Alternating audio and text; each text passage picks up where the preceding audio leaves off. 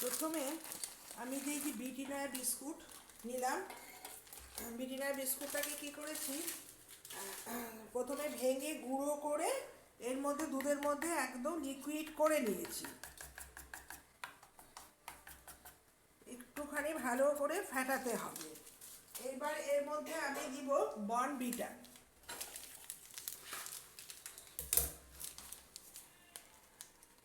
আজকে বানাবো বিস্কুট দিয়ে বর্নভিটা দিয়ে একটা আইসক্রিম।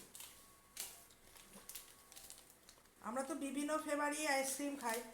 এই আইসক্রিমটা তোমরা বাড়িতে বানিয়ে দেখবে, দারুণ লাগে।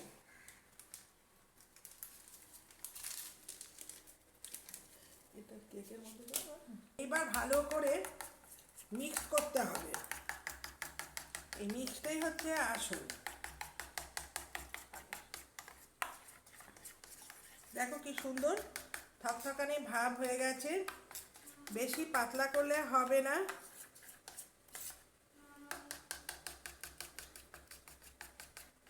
এইবার আমি কি করছি, এই যে পাত্রটা রয়েছে এর মধ্যে আমি এটা ঢেলে দেব।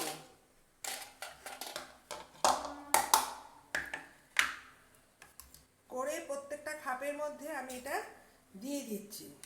এটা কিন্তু একটু ঘন ব্যাটারি হবে, তাড়াতাড়ি জমে যাবে।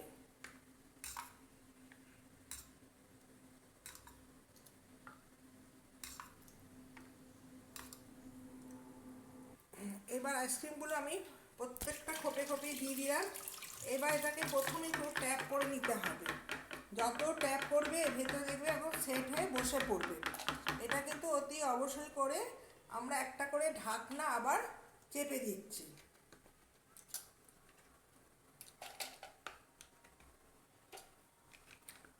এবার ডিপ ফ্রিজের মধ্যে মিনিমাম 6 ঘন্টা রেখে দিতে হবে, দেখবে একদম জমে যাবে।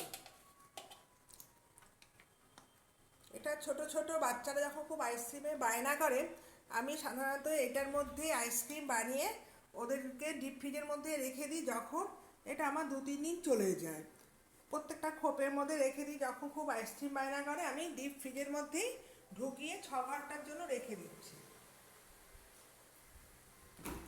এটা একদম ডিপ ফ্রিজের মধ্যে কিন্তু রাখতে হবে, নর্মাল ফ্রিজে রাখলে চলবে না।